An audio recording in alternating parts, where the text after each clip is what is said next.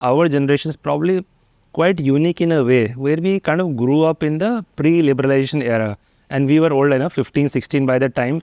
So we still have very clear memories. Like one of the memories I have is my father at some point, he wanted to buy a scooter.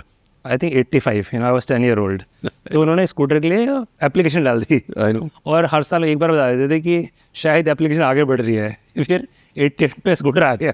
It was a big event कि पूरे मोहल्ले को बता दें कि इनके घर में आज स्कूटर आ रहा है. 3 साल लगे just two by one scooter. That's the era we grow up in. 1991 में things start changing. I mean I have very superficial understanding कि लिबरलाइजेशन चालू हो गई वो. But I would love to understand how your perspective on उस वक्त क्या होता है, like what things started to change, why they were changing, and how what role that has played in where we are today in India. So the first is that 91 was and when you actually go deeper in history, what you will realize is that these important years are tools for communication, but the changes continue to happen. It's just that there's sometimes a break point and a lot of the things happen at the same time, which is why 91 is important. But let's take a step back, right? And let's start with 1947. We have been looted for 150 years. Only 150? At least the 150. Because until 1800s, I think India's global share of manufacturing was very high.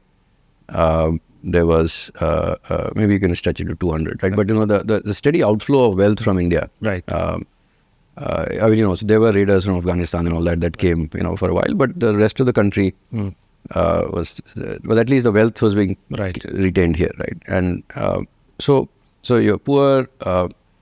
The infrastructure is pathetic, and you had an immensely poor population, lots of social issues.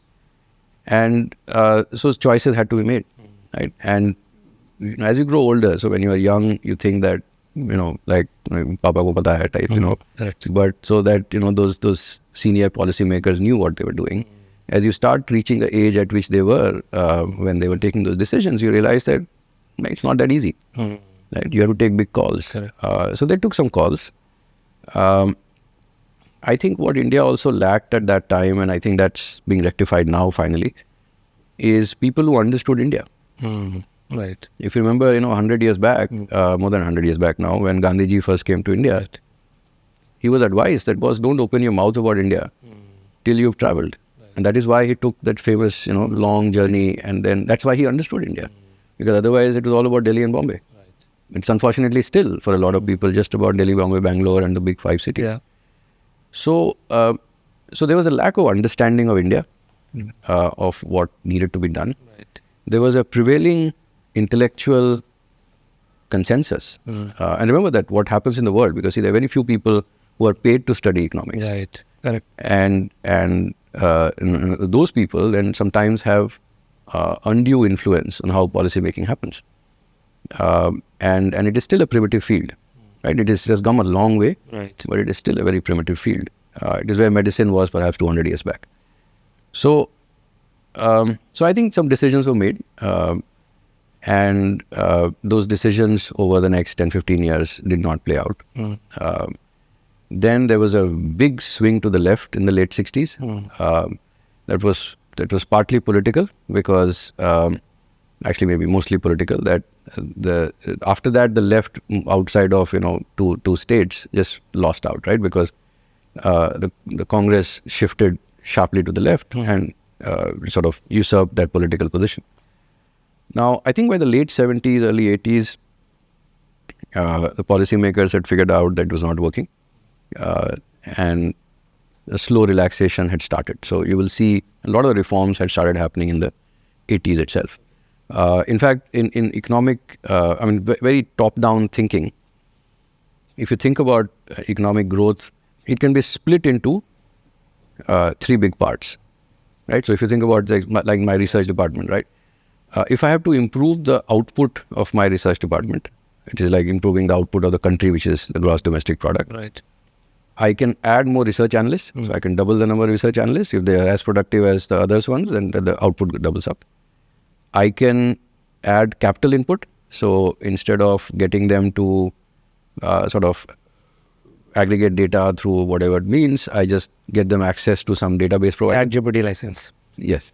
So in a way, no, that won't work. There's too much of hallucination for. दो साल के बाद हो जाएगा. वो तब की देखेंगे. But so that's capital input, right? So you give them faster computers, you give them access to more databases, and their output goes up. Yeah.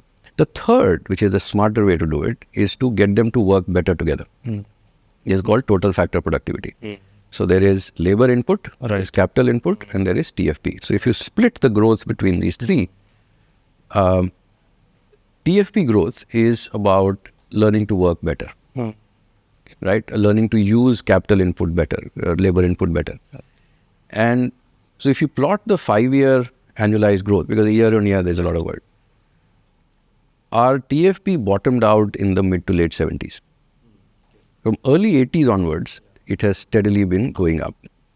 Because see, what happens is, if you take all the capital and the labor and give it in the hands of people whose incentives are not aligned to growth, right? They're aligned to just staying in power or exercising power or feeling happy that, I'm sort of the boss of whatever, 500 people. The productivity drops, which is something that I think China is struggling with as well, right? So since the time that I think the state started to feel threatened by private sector and ownership started to shift, their TFP between 2005 to 2014, 2019 has been negative. It has been falling. So India, I think at that time the changes had started. Right. 91 was when I think a lot of the thoughts that had been circulating in policymaking circles in Delhi for close to a decade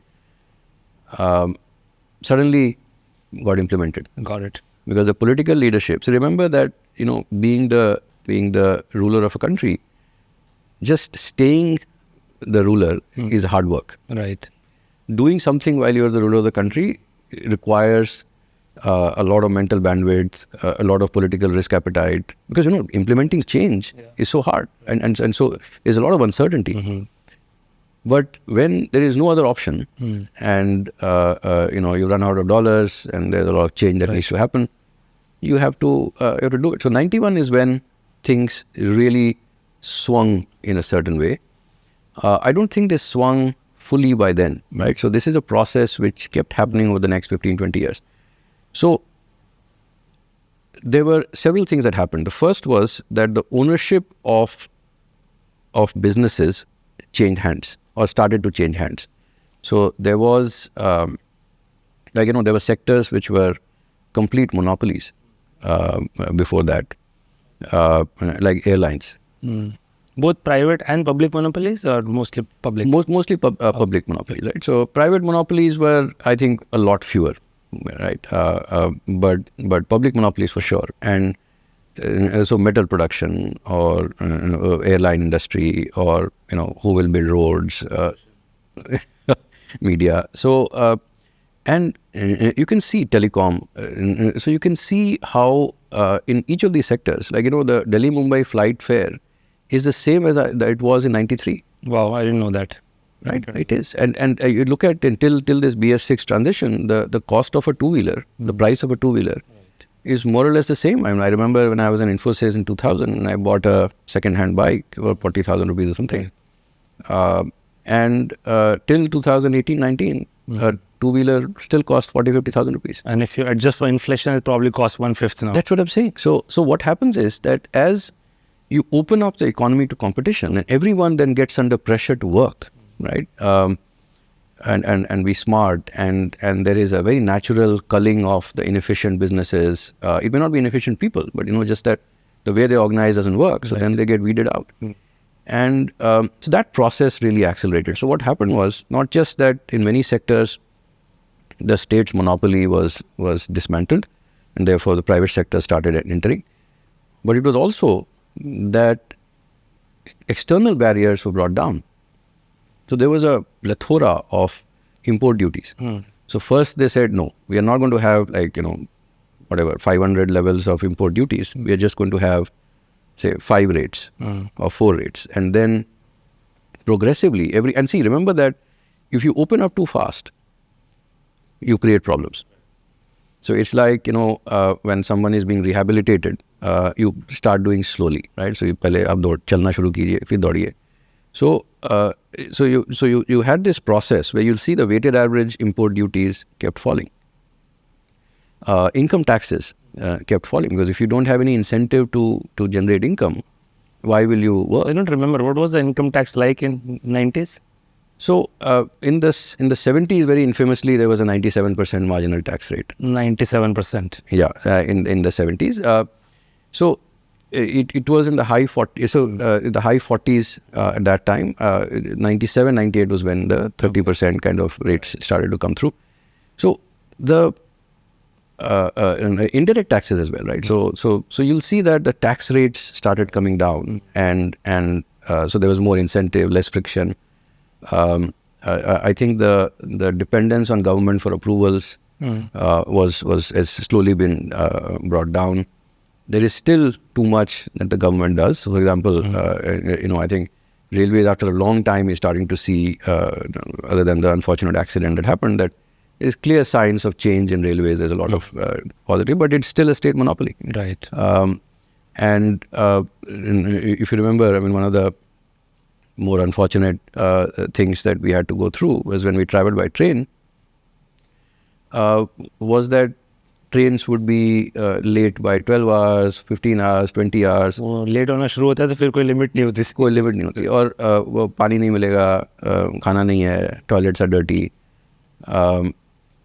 there's so many people, and I was this is too funny not to share. So in Taiwan, so what happened was my wife was traveling from Patna to Forbesganj, where she grew up.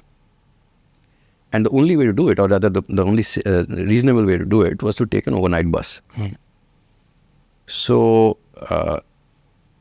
and what happened was, because in between there was no cell phone network.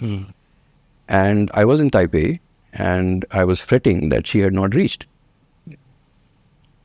So my colleague saw in Taiwan and said, so why didn't she take a flight? I said, okay, let's think about it this way. All of Bihar, with now about 12, 13 crore people, had one airport, Patna, right? And so you land at Patna and then go wherever you want. You have to, right? I said, okay, so why didn't she take the train? I said, well, there's no train, right? Oh, but no private cars? It says too unsafe. So you had to only go by bus, and the road was so bad that the bus broke down. So we have become so used to, railways, because it is a monopoly, dirty trains and all of that. Now, the moment some private competition comes, so there are certain things which I think need to be public utilities. Yeah. But at this giant scale, so I think if you go back to that first question, over a period of time, as the state monopoly on various sectors has been dismantled, I think the government control has been eased, and our distrust of private capital has come down.